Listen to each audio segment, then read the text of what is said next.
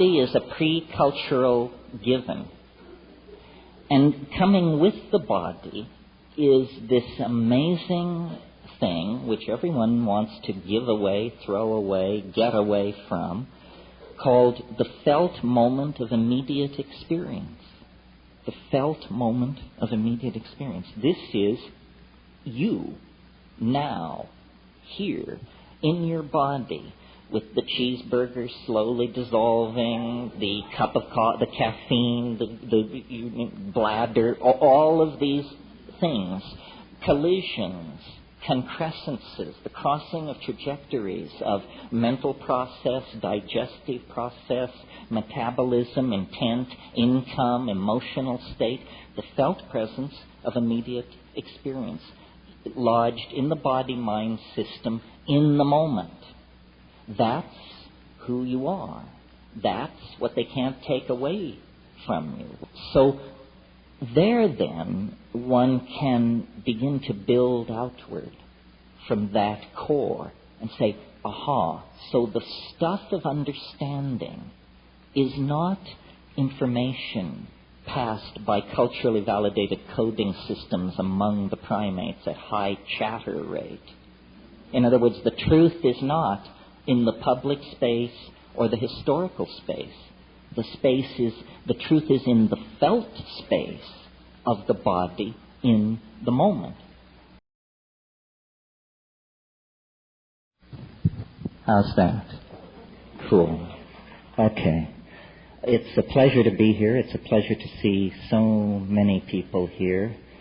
Once again, this strange, magical moment when we come together again, or perhaps for the first time. You having come from wherever you came from, me having come from the slopes of the world's largest active volcano, actually, but via Manhattan and Austin last weekend. And the purpose of these things is sort of to check the state of the condensing collective understanding about what is going on in the world, or what might be going on in the world. This, it seems to me, is the subject worth talking about. What is going on? How can you find out what is going on? How do you know when you've found out what's going on? Can one know what is going on? And my involvement with this is no different from your own. A sincere desire to untangle these questions before the yawning grave closes over the enterprise and the entire thing becomes moot. One has, a window of opportunity somewhere between 0 and 100 to solve or understand or penetrate or appreciate or come to terms with the conundrum of being, this amazing circumstance in which we find ourselves, both individually and collectively. Collectively, we find ourselves, somewhere between the slime and the archangels, making our way perilously over the millennia, up the evolutionary ladder toward the Platonic light, or something like that.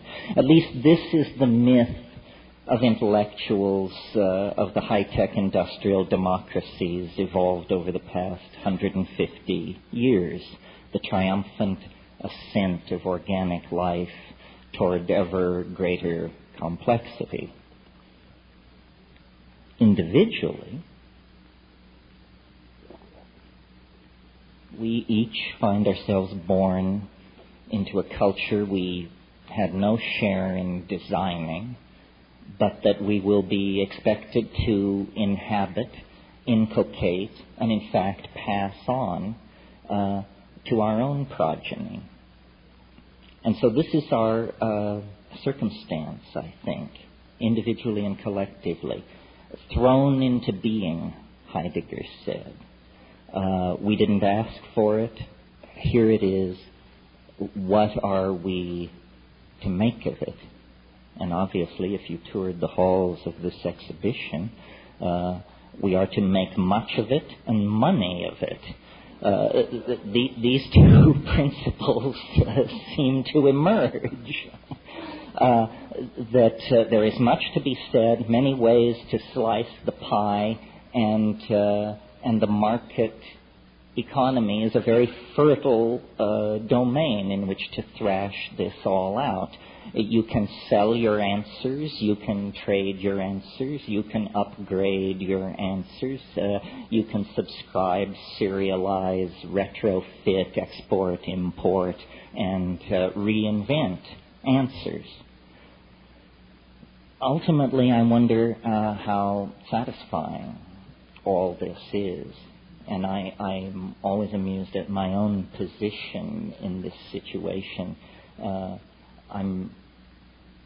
It's a great paean to the tolerance of the New Age that they keep inviting me back. I'm sort of like the crazy uncle, or you hope for good behavior, but you understand that it's a gamble, because I'm very ambiguous about much of the methods and ways by which we do our intellectual business and pursue the matter of community and salvation. The intellectual tension that seems to work its way through this society almost like fat through meat is the tension between scientific reductionism and the deeply felt intuition of most people that there is a spiritual dimension, or a hidden dimension, or a transcendental dimension. And of course, downloaded into language, it becomes easily ridiculed. And downloaded into tasteless language, it should be ridiculed. But so when we try to formulate our spiritual intuitions, they are inevitably, I think, tainted by what we bring to it. And I was struck as I moved through the hall. It was almost like an exhibition of language types as much as an exhibition of products or possibilities. What were being sold were closed systems of jargon, which once opted into tended to produce answers in a short loop of possibilities. All closed systems of thought are like this. And to my mind, at what seems to me very elderly age of 50, and I know to some people in the room it does seem very elderly, and to others I seem a pup. But anyway, from this vantage point, it seems to me that all of these ideologies are cartoon-like. They flatten, they simplify, they betray, they amuse, which is also cartoon-like. And in amusing, I think that this is where their health-fulfilling and salutary worth lies. They are intended to provoke a small smile. That smile will lift you a little further up the ladder, the rungs of the ladder of being. So I thought today what I would talk about is some of the conclusions that I've come to out of a life of psychedelic voyaging, living inside this insanely contradictory society, and going through the standard moves: marriage, divorce, children, career, controversy, allies, enemies, attorneys, counselors, consultants, accountants, so forth and so on, the same world you live in. What have I... well, the first thing I concluded was to try and flee it which I did a pretty good job of by going to Hawaii, which, believe me, is a private Idaho.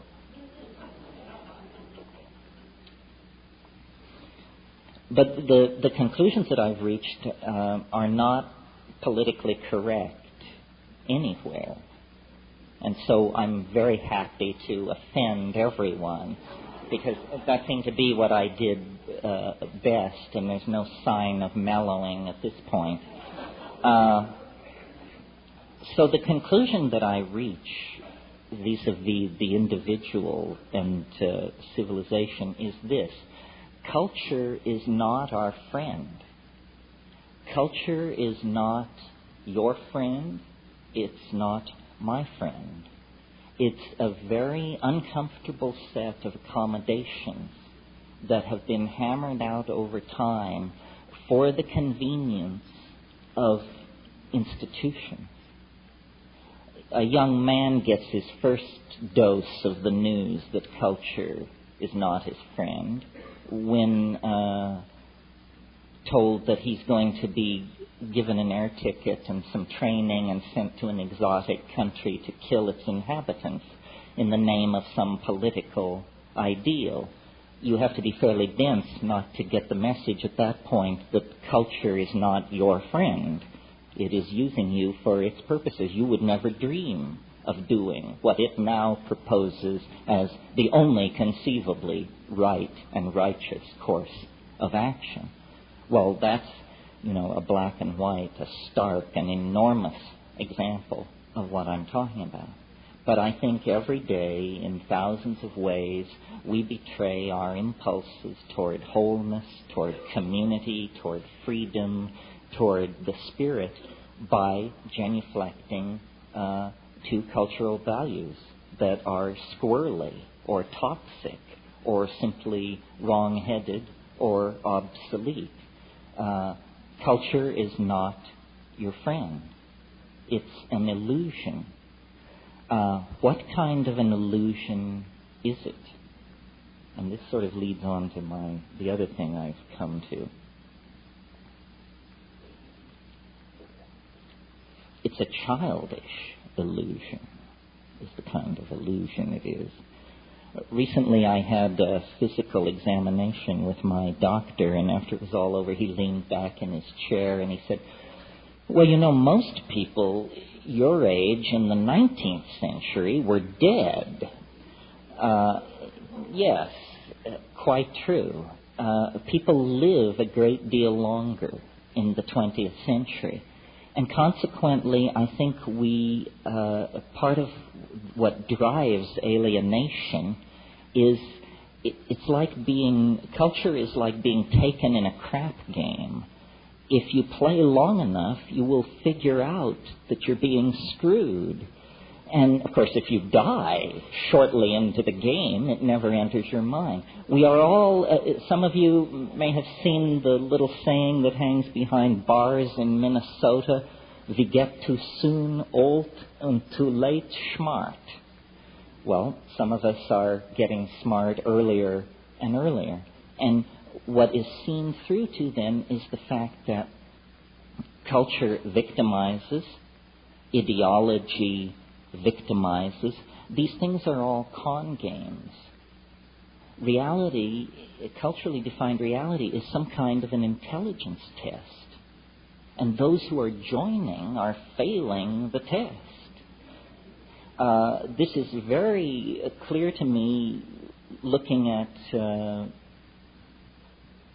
phenomena like alien abduction and the great enthusiasm for conspiracy theory that now seems to attend so much modern thinking.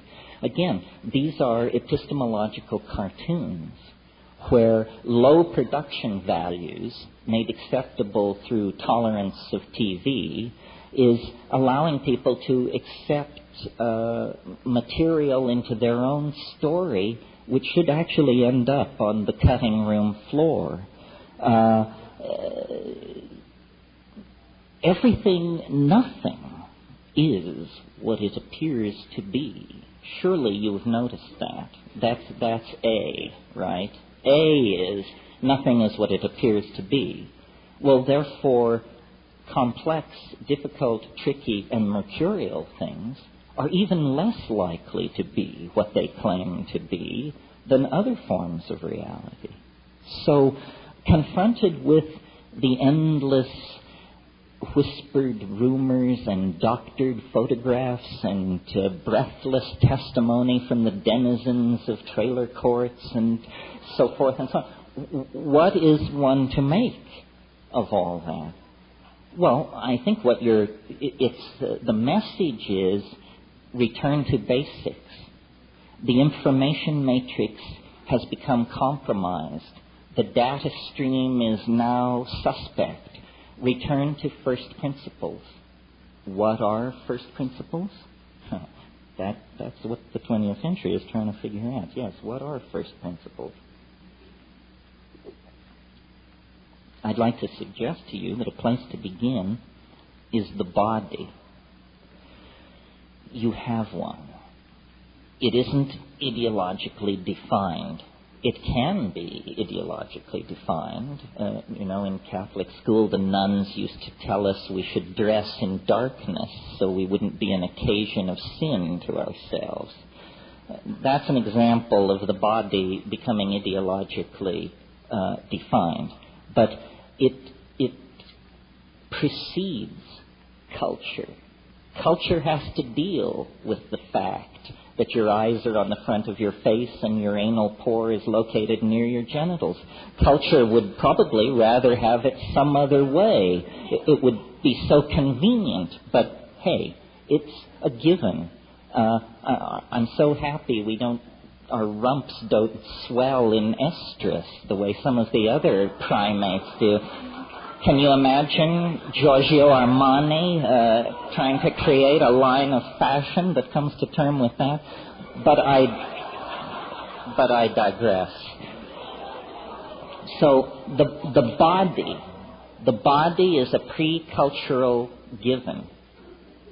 And coming with the body is this amazing thing which everyone wants to give away, throw away, get away from, called the felt moment of immediate experience. The felt moment of immediate experience. This is you, now, here, in your body, with the cheeseburger slowly dissolving, the cup of the caffeine, the bladder, all of these things, collisions, concrescences, the crossing of trajectories of mental process, digestive process, metabolism, intent, income, emotional state, the felt presence of immediate experience, lodged in the body-mind system in the moment. That's who you are. That's what they can't take away from you. Whether they drag you away to prison, beat you, drug you, whatever they do to you, you will still have some kind of felt presence of experience until you drift into the darkness of non-entity.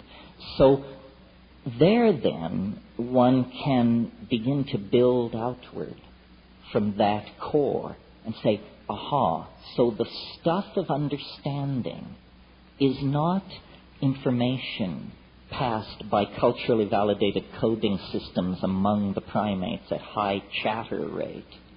In other words, the truth is not in the public space or the historical space. The truth is in the felt space of the body in the moment. Well, so some great religions have gotten this far. And they, whatever they are, and there are many of them, come at last to advocate something called meditation, which has many guises and travels under many names and methods. But what it primarily is attention to attention.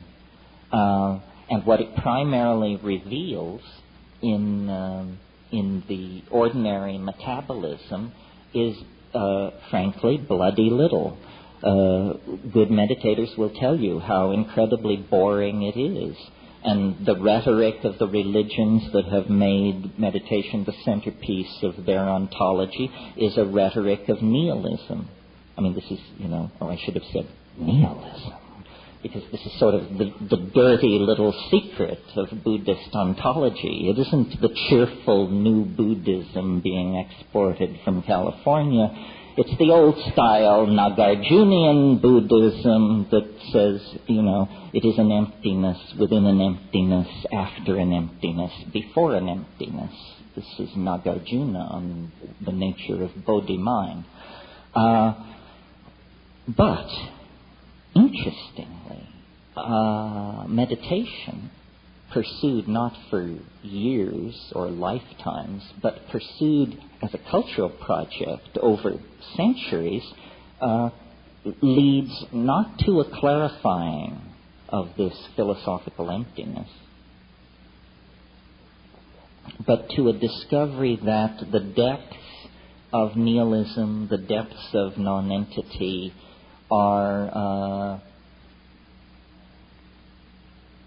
in fact multifarious in their aspects. Not a plenum is what I'm grasping for.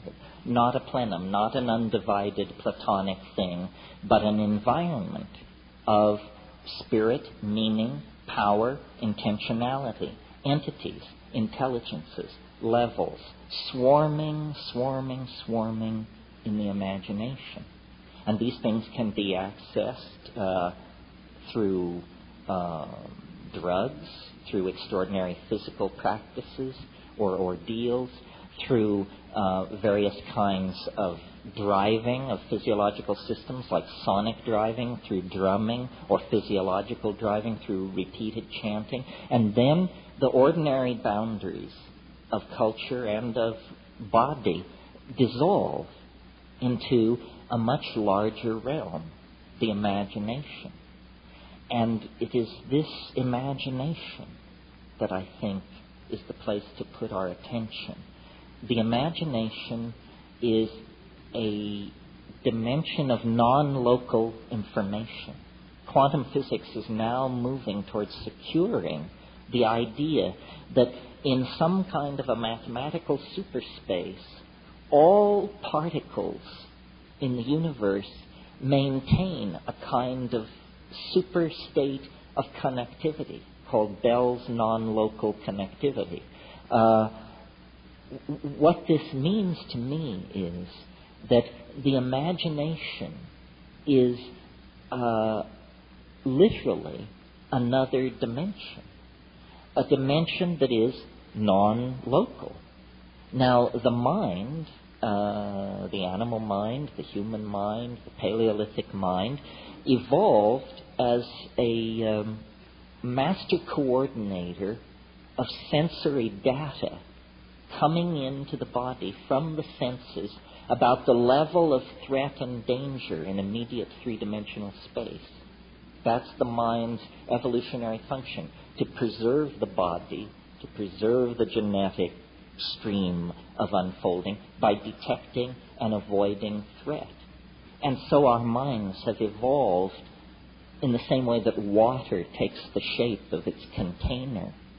Our minds have evolved to take the shape of three-dimensional space and time under cultural and environmental pressure. Well, we've paid a huge price for this. It probably also has ensured that we're here this afternoon to discuss it. But it's been a long time since the instantaneous reflex to bash the brains out of anything moving near you that's unfamiliar has served us well. That got old 12,000 years ago. The entire enterprise of civilization has been about something else.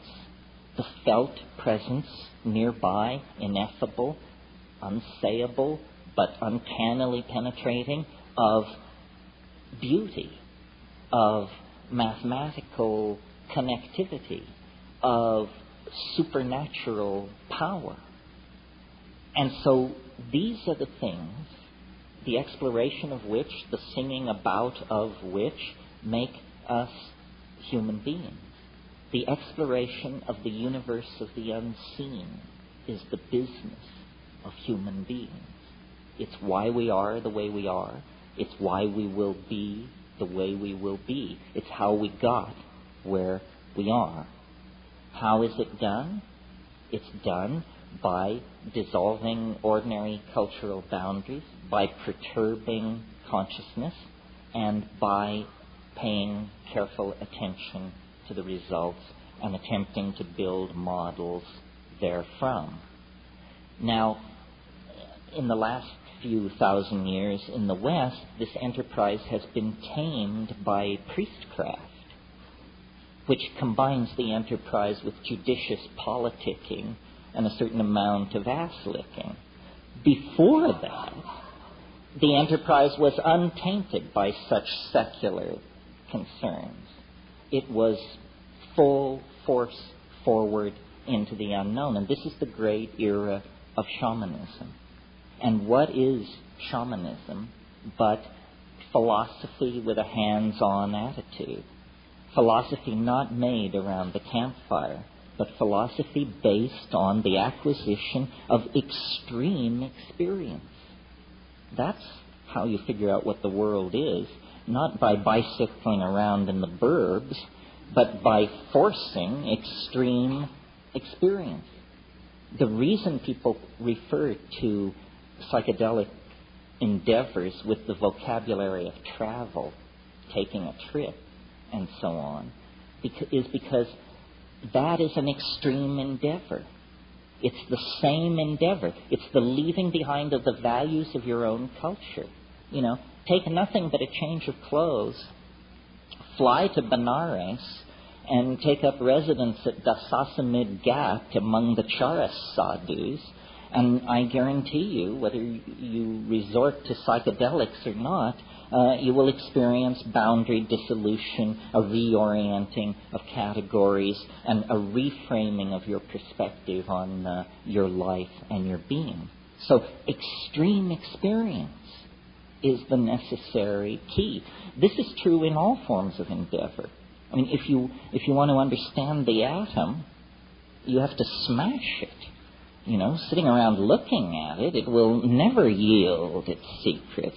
You have to smash that sucker to bits and then collect the pieces and then examine exactly how it all came apart. In the same way, and without, going too far afield for the pun, we must smash ordinary consciousness, get smashed, and then look at the pieces flying in all directions and say, gee, I didn't know minds could do that. They can't in the workaday rote of, living inside the little boxes of positivism and constipated behaviorism and all the rest of it. So extreme experiences. But, you don't want these experiences to be too extreme, or you will sever the connectivity among the various subsystems, and then we'll have to bury you. And this is always a huge strain on those left behind. So there is a practical element here, which is, okay, so we want to have extreme experiences, but we don't want to have such extreme experiences that we don't live to tell the tale. We want control to some degree over these experiences. Well, this is where the incredible thoroughness of our human ancestors comes to our aid. Throughout time and space on this planet, the tribal societies that preceded us made it their business to discover, catalog, and learn to manipulate plants in the environment as the carriers, as the sources of chemical compounds in the environment, which would work extraordinary transformations on consciousness without physical harm, without physiological damage to the organism. And of all the many techniques, ordeal, abandonment in the wilderness, sexual abstinence, hanging by your pectoral muscles from hooks in the sun for days, all of these sorts of things. Of all of these methods, psychedelic plants and their judicious use is arguably the most effective, the most effective and the least invasive and the most likely to produce negative long-term consequences. Well, this was not news or even controversy anywhere in the world until within the confines of the 20th century, basically, the presence of these substances in plants began to alarm the order-keeping forces of the high-tech industrial democracies. Issue separate from the issue of stimulants and depressants. It's an issue separate from the issue of addiction and dependency. These things are not stimulants or depressants, and they do not cause addiction or dependency. What they cause is what I'm advocating, a fundamental revaluation of cultural values. Because culture, as we're practicing it currently, is causing a lot of pain to a lot of people and animals and ecosystems, none of whom were ever allowed to vote on whether they wanted this process to go in this direction. We do not feel what we are doing. Remember, I spoke about the primacy of the felt moment of experience. If we could feel what we are doing, we would stop doing it. But between us and the consequences of our action, there are endless veils of political rhetoric, stultification, denial, sedation, intoxication, ideological delusion. Now, normally, I think a rap like this tends to, if you have to pigeonhole it, to come down on the side of pessimism. But I am not pessimistic. I see everything as though it were integrated and connected, and there is an unfolding and a plottedness about our situation.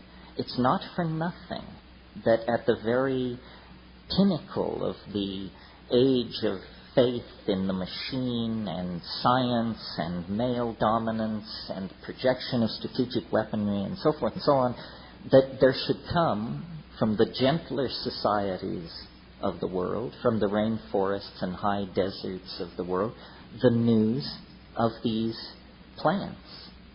You know, the Western mind, the cataloging mind, the Cartesian mind, in its frenzy to locate, list, isolate, and define everything, carried these plants and substances over the past 150 years into the confines of our society, and they are much like Trojan horses, left there by the bedraggled, beat-down, disenfranchised, third-world shamanic people, to be found by the white-coated priests and priestesses of science, and to be brought back into the laboratory to be picked apart for their efficacy in treating addiction or overcoming neurotic behavior or something like that.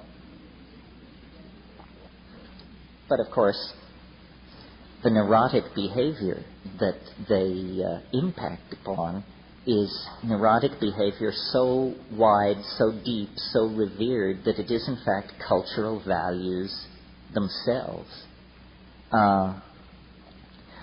You see, what is happening, I think, is it's really bigger than psychedelics. It's bigger than human evolution. We are not making the waves in this ocean. We are corks riding the waves of the ocean. But we are privileged by perhaps chance alone to occupy a unique moment in the history of the universe. A moment when the universe goes through some kind of self-transforming, evolutionary, inflationary expansion. That's what's happening. I mean, it's been happening for a long time. It depends on where you pull back to get your perspective. One could say, looking at the universe in general, that this planet has been favored from the very beginning. That by 1 billion years ago, the discerning could tell that this was a planet going places. But certainly, by 500 million years ago, it was clear that this was a planet going places. One complex animal life form gave way to another.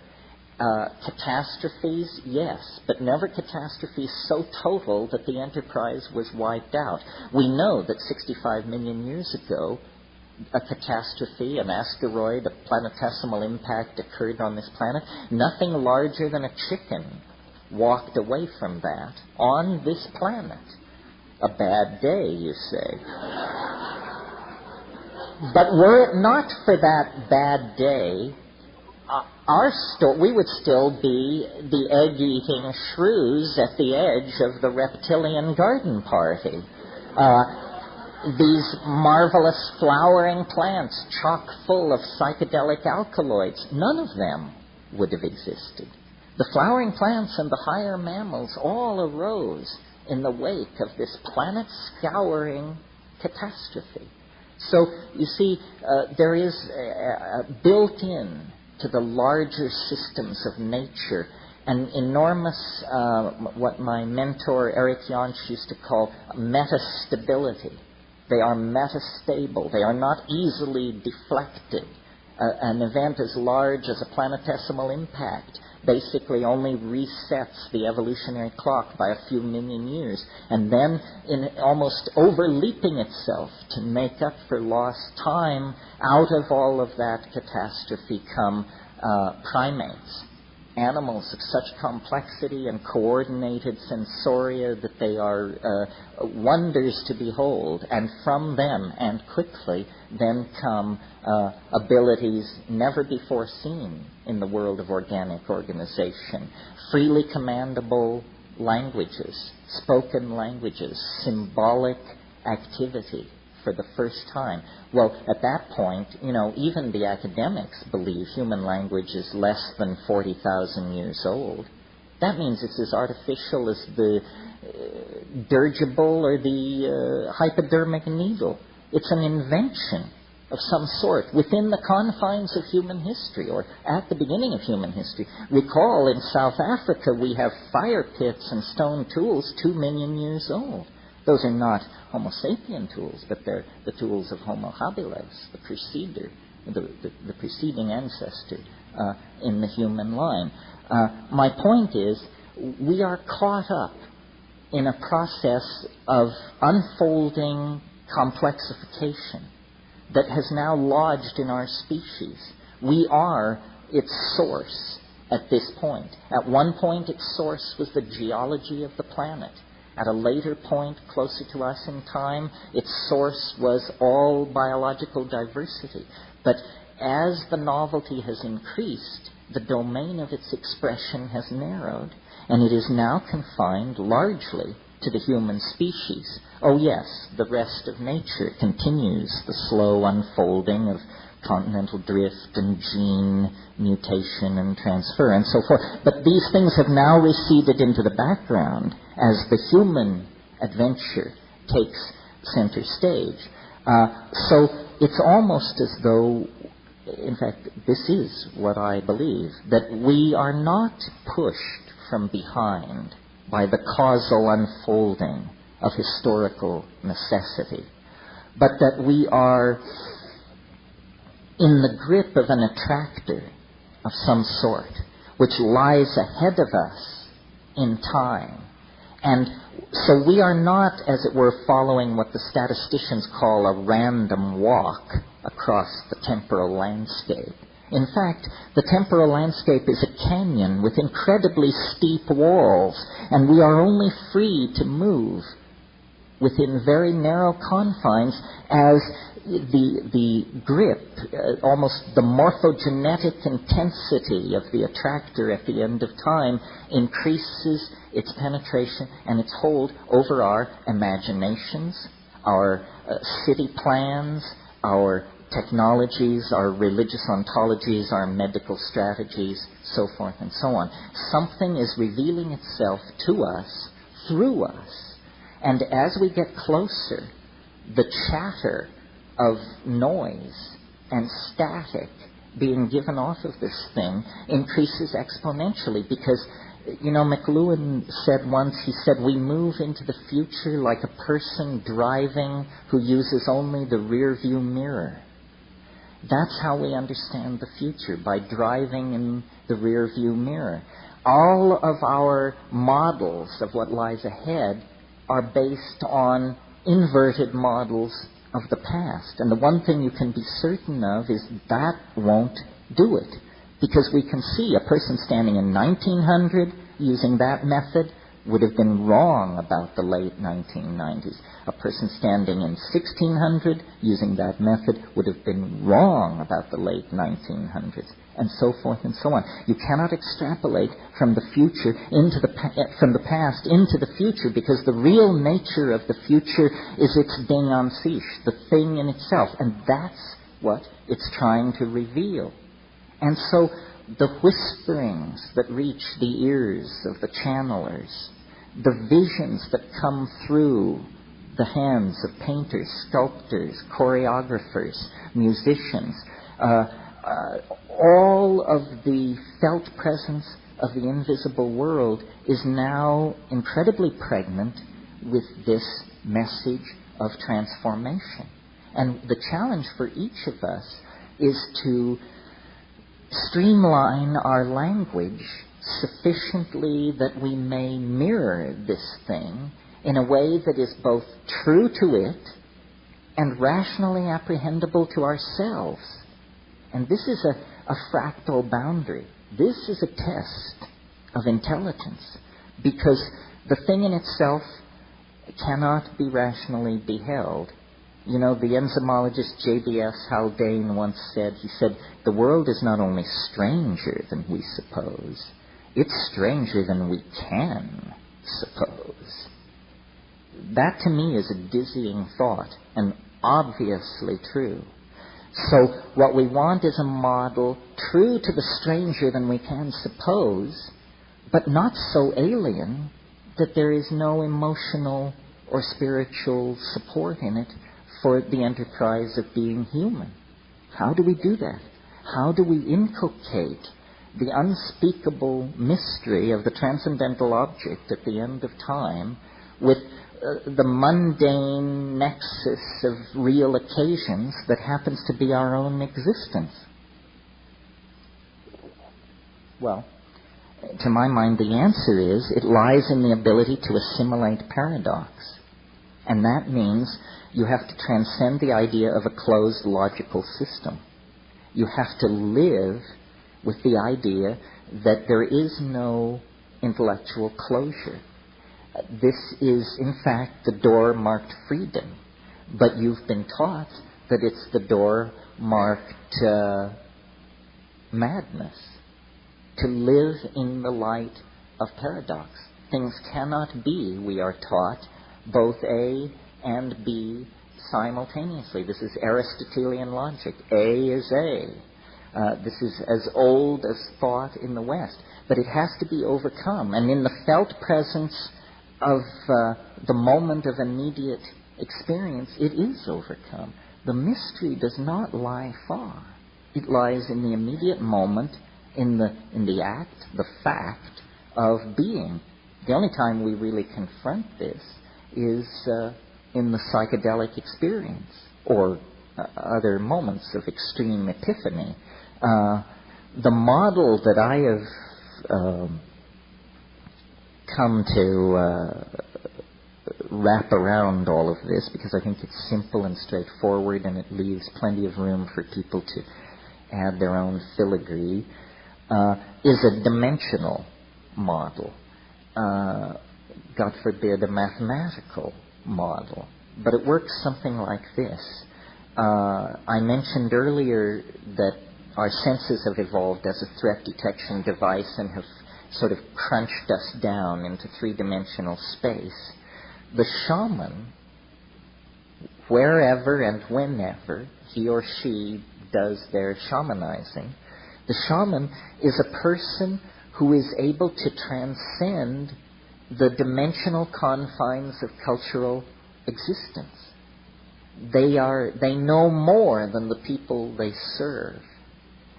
The people they serve are like children within the game of culture. Only the shaman knows that culture is a game. Everyone else takes it seriously. That's how he can do his magic. I was recently in Australia, and of course Aboriginal culture and shamanism is a topic of great interest down there.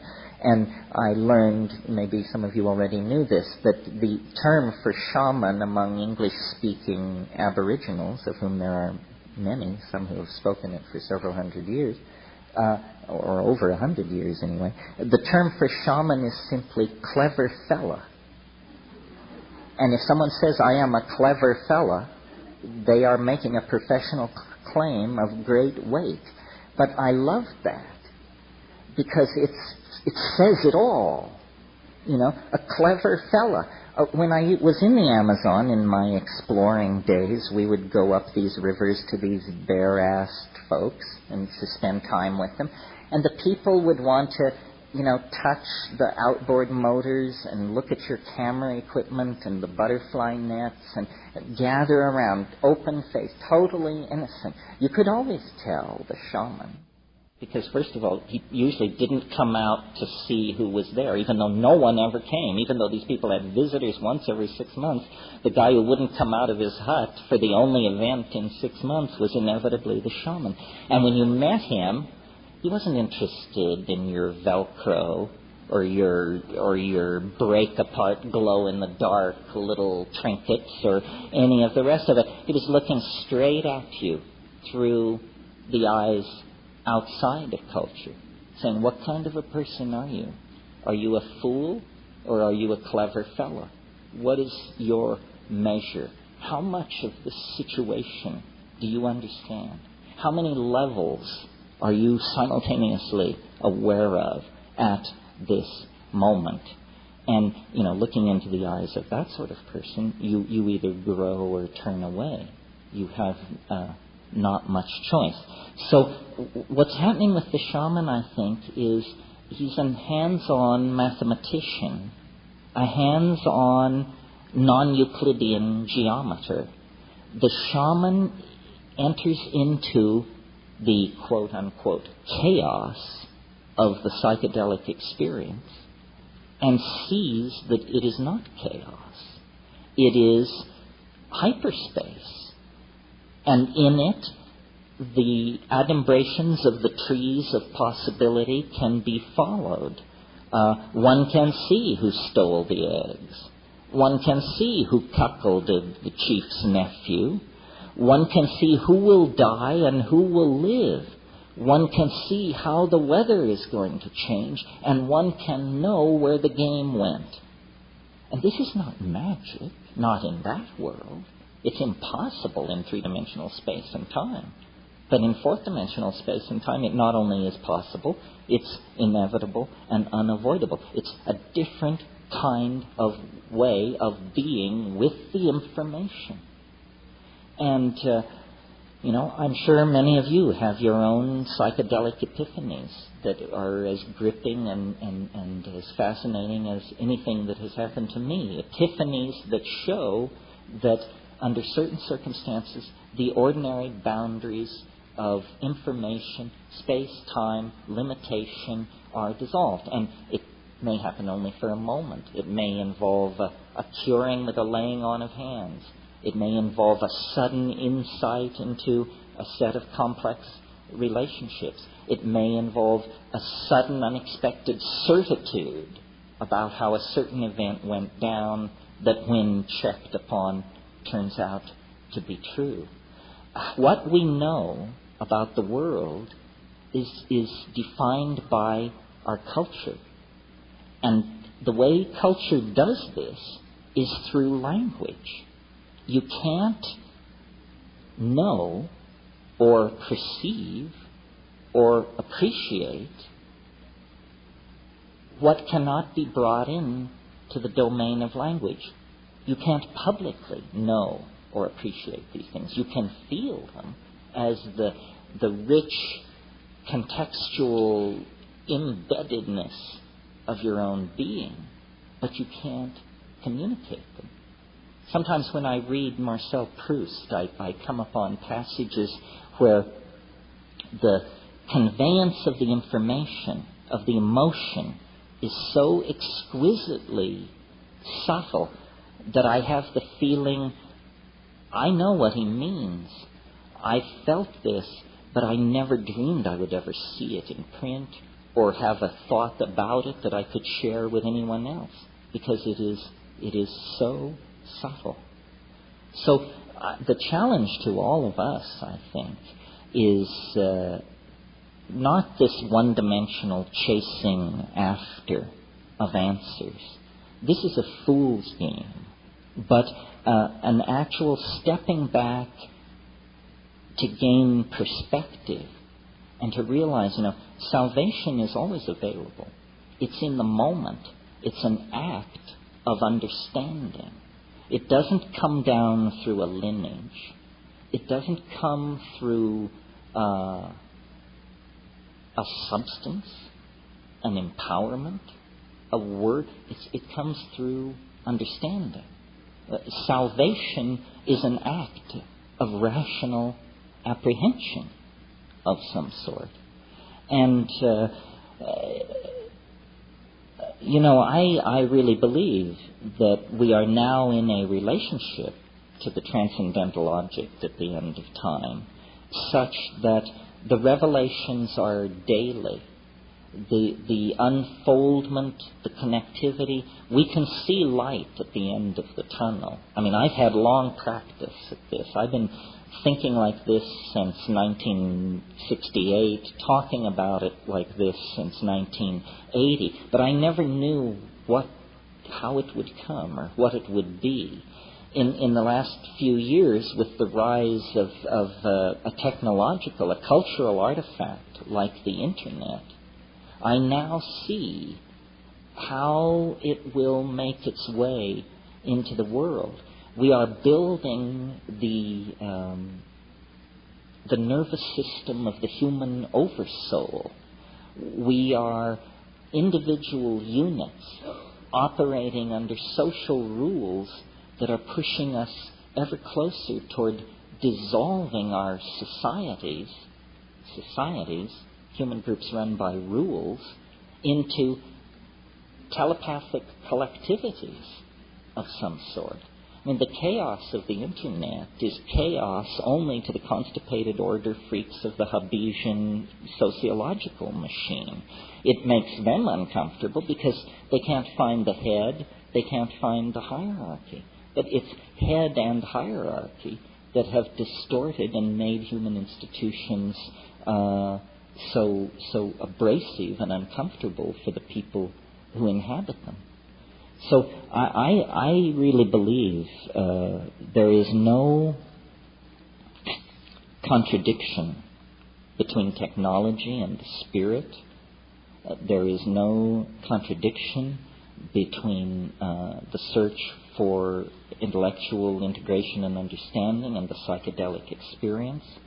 There is no contradiction between ultra-advanced hyperspatial cyberculture and Paleolithic archaic culture.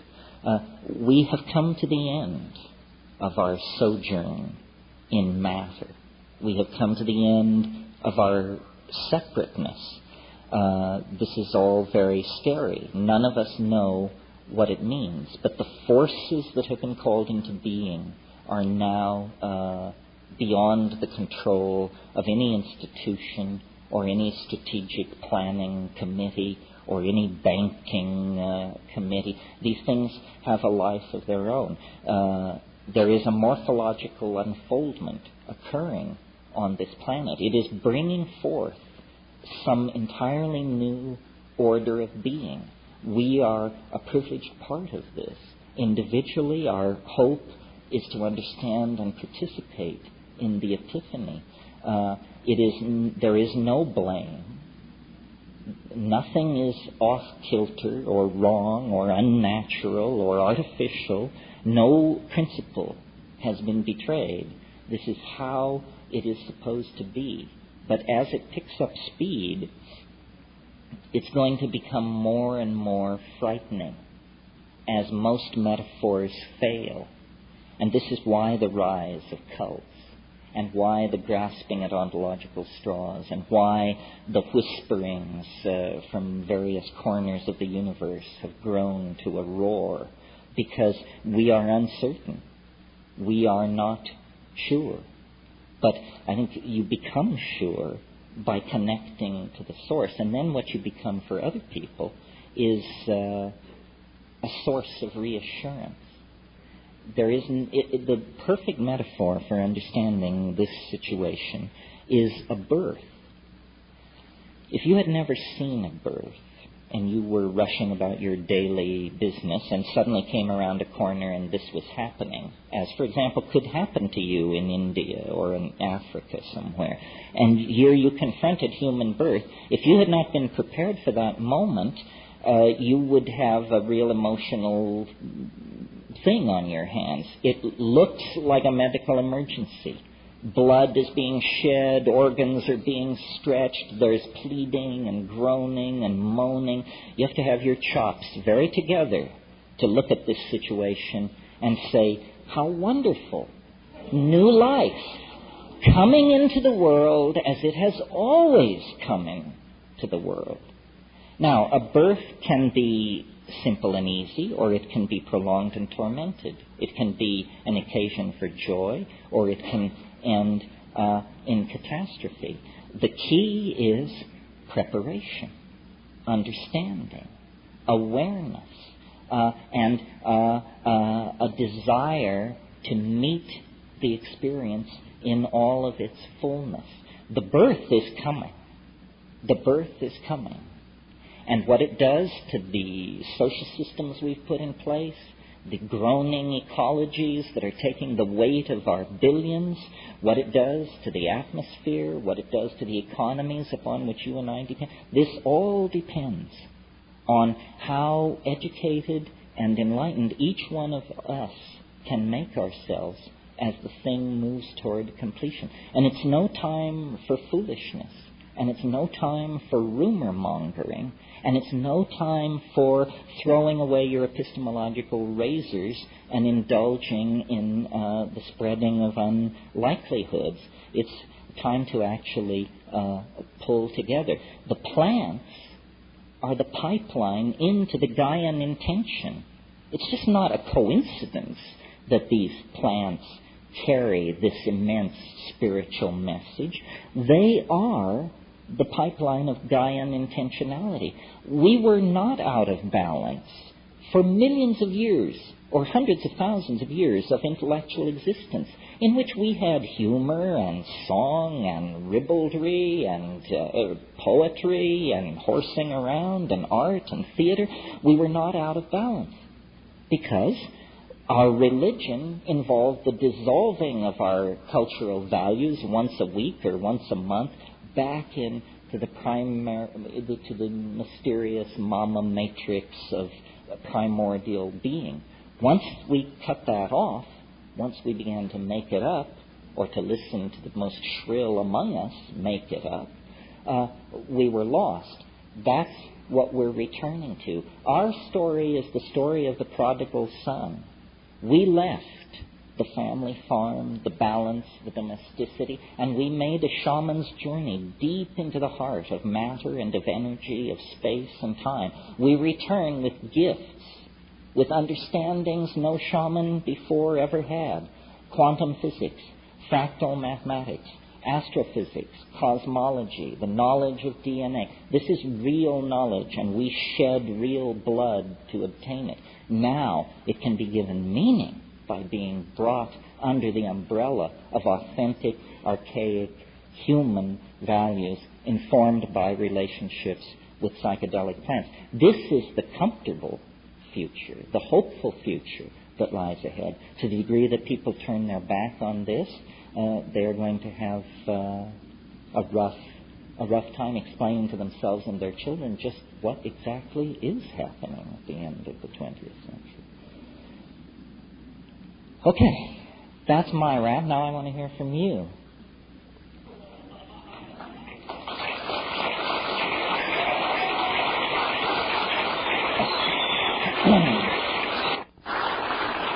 Thank you.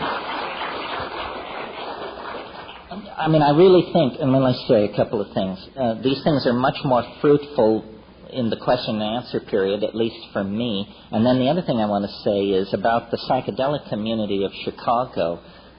It's all fine and good to come to hear the great ones pontificate, but the reality of the situation is this is your community. And we have self-selected ourselves to be here out of the millions who aren't and the thousands who came to this conference and who are also not here. So look around. Somebody in this room has what you're looking for, and it probably isn't me. We used to stand out, but then our sartorial choices triumphed everywhere, and now we look like everybody else. But I'd like to do questions now for the rest of the session. Yeah.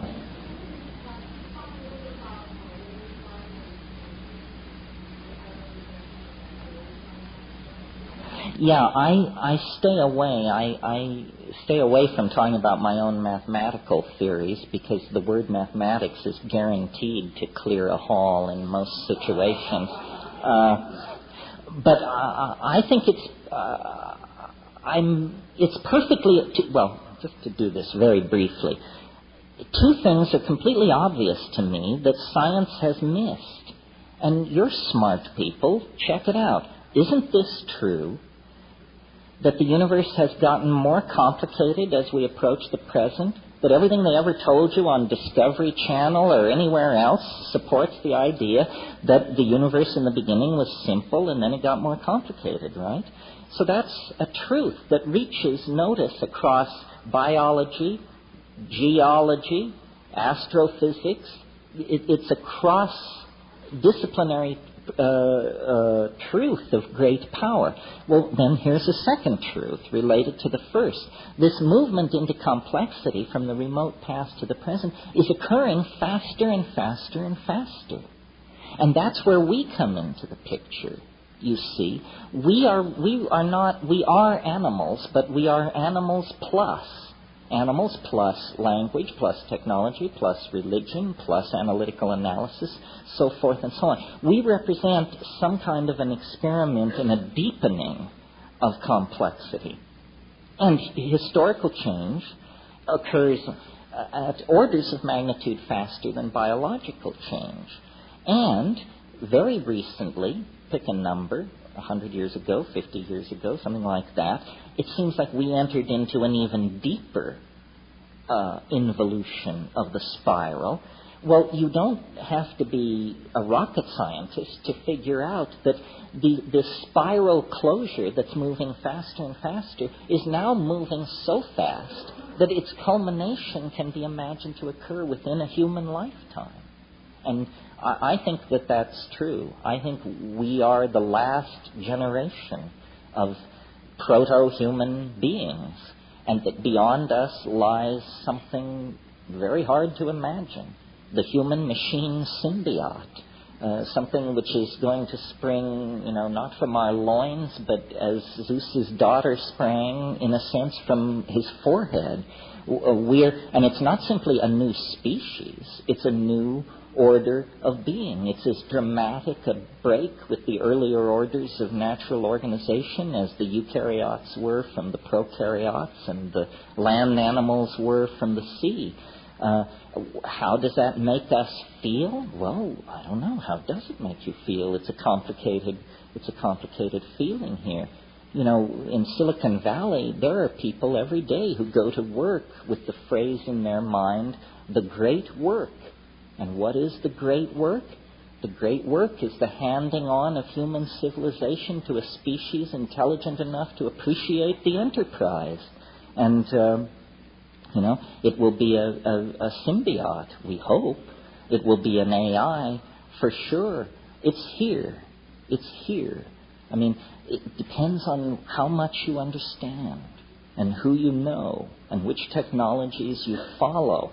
We're all coming to terms with it at different levels. But in a sense, the only thing left is the collective realization occurring individual by individual that, in fact, history has ended. This is, not only the postmodern dispensation, it's the post-historical dispensation. What happens next? Well, that's the adventure we prayed for and claimed we wanted. So it is upon us.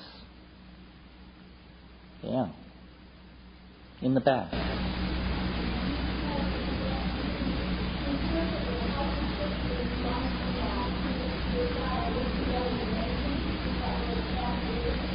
Oh, thanks for bringing that all up. Heaven's Gate. Well, we only have an hour and a half here, and I have a lot of ideas about all of this. I think, that was a perfect example. Ideology kills. It is not a childish game. Ideology kills. And I was very amused. The Heaven's Gate thing was a tragedy, but there were curious aspects to it. It was the week before Easter. All around me, I heard people saying things like, how could people believe such crazy stuff? And by the way, honey, did you get a dress for service so we can go and celebrate the resurrection of the Redeemer?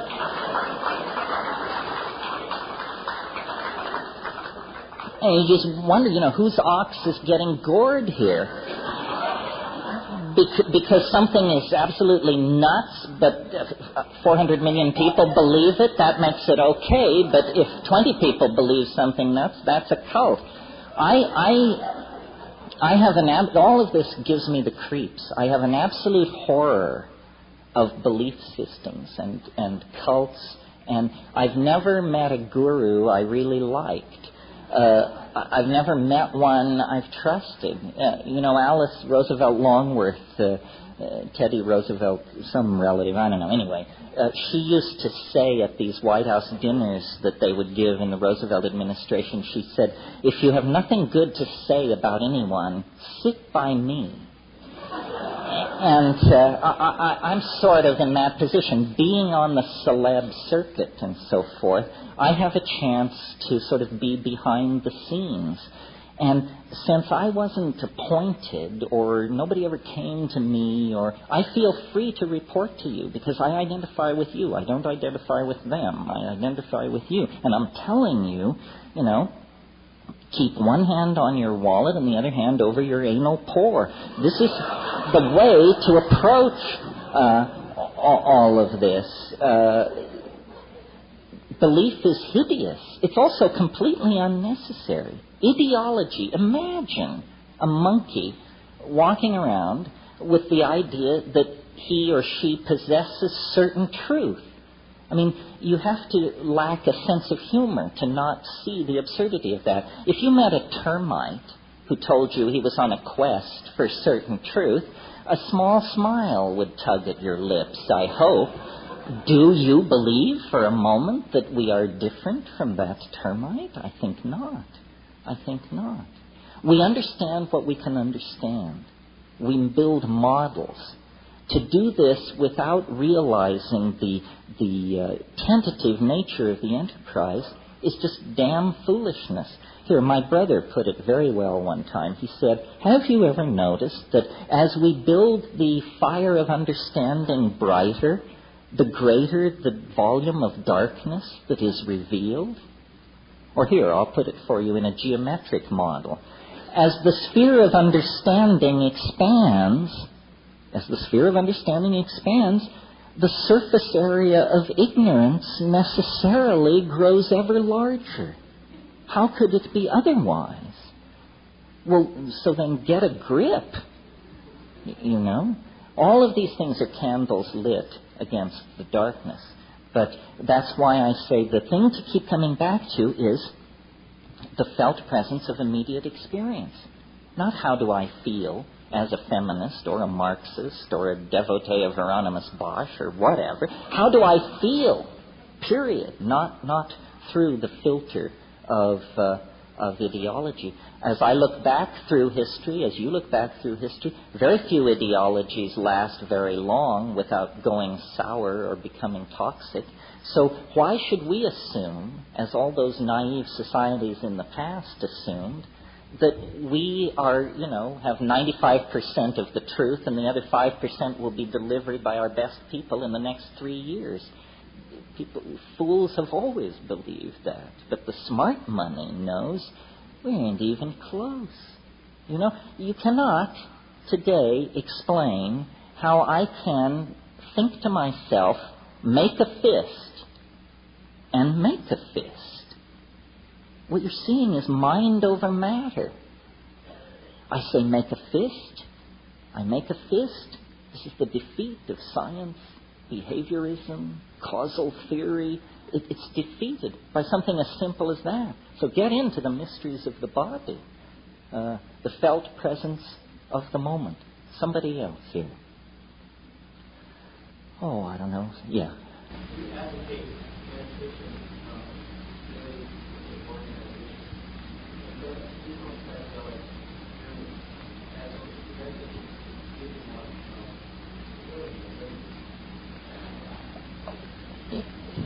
Yes. I must say, usually my daily meditations are accompanied by cannabis, which I don't consider high-pressure psychedelic, but it certainly makes meditation more tolerable. But you raise an interesting question, which is, what is the preparation for the psychedelic experience? Meditation is a good one. Engagement with these problems is a good one. I mean, think about what you want to do. Have clarity of intent. The way I do psychedelics is quite infrequently at high doses on an empty stomach in silent darkness. And then, and I add this is how I do it, but everything up to there I've advocated, the final thing is alone. And that's a biggie for people. But to me, that's the sine qua non, because if you don't go alone, you know who you take with you? Everybody. Because the other person represents the cultural system, inevitably. I mean, I'm not saying you should never take psychedelics with people you love and respect, and children and loved ones and parents and all that. But the deep, deep work, Plotinus called it the flight of the alone to the alone. The deep, deep work has to be done alone. Because, dig it, the last dance you will dance alone. And I see this pretty much in Buddhist terms, in that I really believe at death there is some kind of a landscape to be traversed, some kind of a process to be gone through, and that it is critical not to fuck up at that point. I mean, they all insist on this, right? Whatever it is. So the psychedelic seemed to me to show the way into the bardo. I once turned on to DMT, a very, very holy Tibetan man, not one of these Budweiser lamas, but the real McCoy. He didn't have a growth center or a patron, but he smoked the DMT and he came back and he said, those are the lesser lights. He said, you cannot go further than that and return. And I believe him. I absolutely believe him. I think they've seen the territory. So there is something about, and I made the analogy earlier to the collective birth. Be prepared. And these psychedelics are searchlights out into the great unknown. People who, people talk about recreational drugs and all that. I regret that I have to be involved with all of that. I take drugs very seriously. Not that I've never done a subdose and gone to a rave or something like that, but I didn't do it with the illusion that this was spiritual work. I did it to dance or to have fun with my friends. But the remarkable thing about the psychedelics is how safe they are at levels no human being can stand.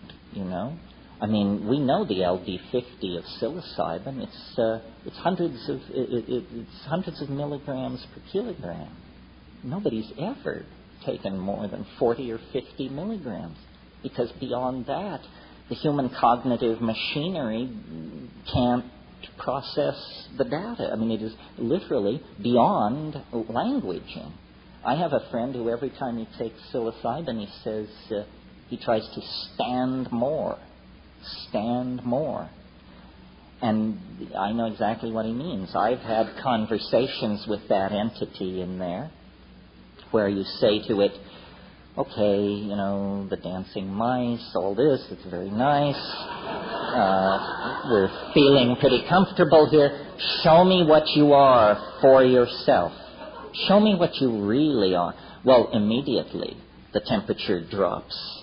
Black draperies begin to lift, and there's an organ tone straight out of the Bach B minor Mass that shakes the room, and after about 30 seconds of this, you just say, enough already of what you really are for yourself, because you realize it will fulfill the request. It can lift a veil on vistas of reality that, like some hero in an H.P. Lovecraft tale, you will just be left gibbering for the rest of your life in a very small cell, because there are truths out there that the termite mind of man, I think, is not ready to handle. The reason this whole non-local thing works the way it does is because we resonate with what is familiar. In other words, the universe is full of things no human mind can cognize or apprehend.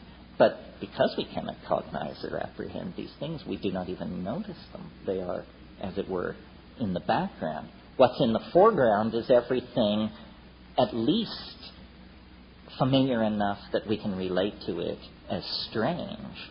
You know, the problem is not to encounter the alien, but to have enough sense to know when it's looking at you. Because it ain't going to be like you think it is. That's the one thing you can take to the bank. Yeah, back there. Mm-hmm.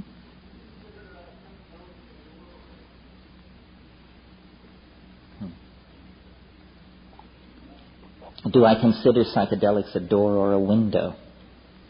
Interesting question. I think that until recently they were a window. I think they can become a door. Here's my wrap on this. This whole business about the alien, and I could have spent the whole hour on a different tack and gone at it, but the alien is real in some sense, but not real in any sense that I think would satisfy the marketplace here assembled. The alien is somehow non-local. That means that if we really want to contact the alien, we are going to have to understand that the alien is pure information. The alien is only made of information. Is that good news or bad news? It's good news. Here's why. It just so happens at this time in history we have produced a technology that can manipulate pure digital information. The alien needs to be downloaded into cyberspace. It's not for nothing that the net is called the net. It is a net for catching an alien. You know, in all the old B science fiction movies of the 50s, one of the tropes of the plot was always the landing zone. We must build a landing zone, go to the landing zone, locate the landing zone. The net is the landing zone. And where is the alien? The alien is trapped in the deeper interstices of the human soul, but can be downloaded onto the internet as a virtual reality of some sort. And this, you do it very slyly. You don't announce what I've just announced. You say, we're going to hold a contest, and we're going to have a prize for the best simulation of a psychedelic experience in VRML, in virtual space. And you hold this contest, and you hold it the next year and the next year, and people are inspired to download what they think of as their weirdest visions But what they don't understand is their weirdest visions are the weird vision. In other words, the collective oversoul exists dispersed through all of us. And if we as a collective project seek to model it, to animate it, to produce a reasonable simulacrum of it in virtual reality, it will come to be. We will summon it out of ourselves. And I think at a certain point we will understand the nature of the enterprise. The alchemist dreamed of something like this. The summoning into existence of the cosmic anthropos, the mystic atom, the Sophic hydrolith, the philosopher's stone, the lapis philosophorum, the transcendental object at the end of time, once again, the living heart of the universal panacea. Now, I think, as we move into the empowering of the imagination through cyberspace, we can actually do this. We can actually bring these archetypes, if you will, into existence in ways that will give them a terrifying immediacy. I mean, I have visited virtual realities of low definition slapped together in fairly short order, and it shows me what you could achieve if many people lovingly crafted and tooled these things. We would discover that we can communicate to each other. The Niagaras of epiphanous beauty that pour through us when we smoke DMT, take psilocybin, or something like that. So, in answer to the gentleman's question, psychedelics were a window until the advent of virtual reality and the internet and the new information technologies, and they, melded to psychedelic intent, opened the possibility of opening that window and stepping through it into, the most beautiful dreams human beings have ever dreamed. Yeah.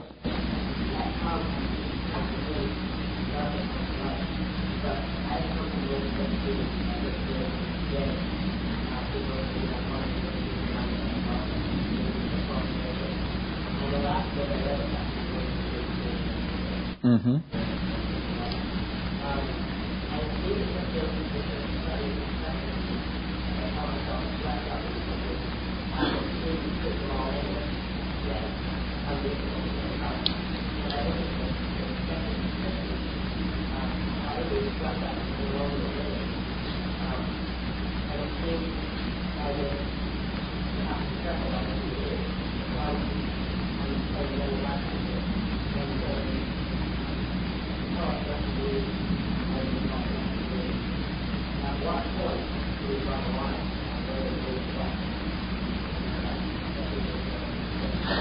Yeah. Well, this is a topic late in the game for this workshop. But people in all times and places have asked this question, is, okay, if we reduce it all down to nothing, then how do we build it back? And philosophers have developed what are called razors, or logical tools that allow this process to go forward. The most famous razor, and the one that certainly could use some application around here, is Occam's razor, named after William of Occam, a 14th century nominalist. Occam's razor says this: hypotheses should not be multiplied without necessity. Or, translated into common vernacular English, keep it simple, stupid.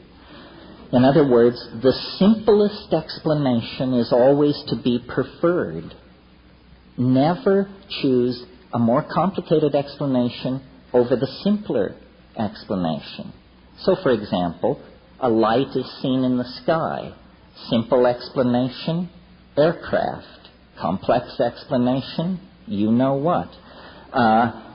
The simpler explanation is to be preferred until further evidence forces its abandonment.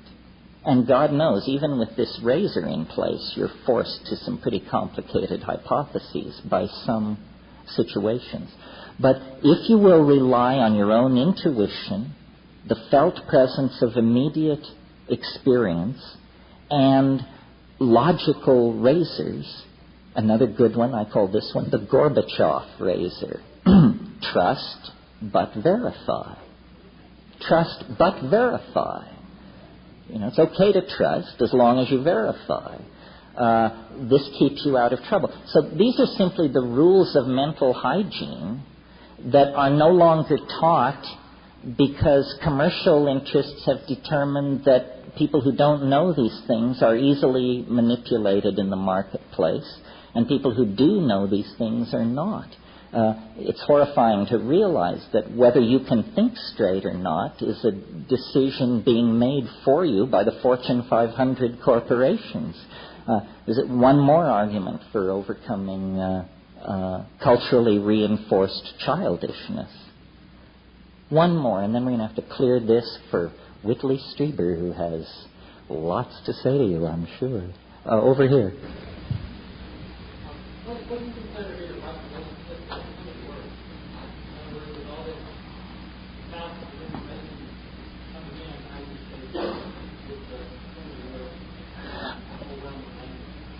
Well, I'm certainly a printhead, formed by it and formed by McLuhanism.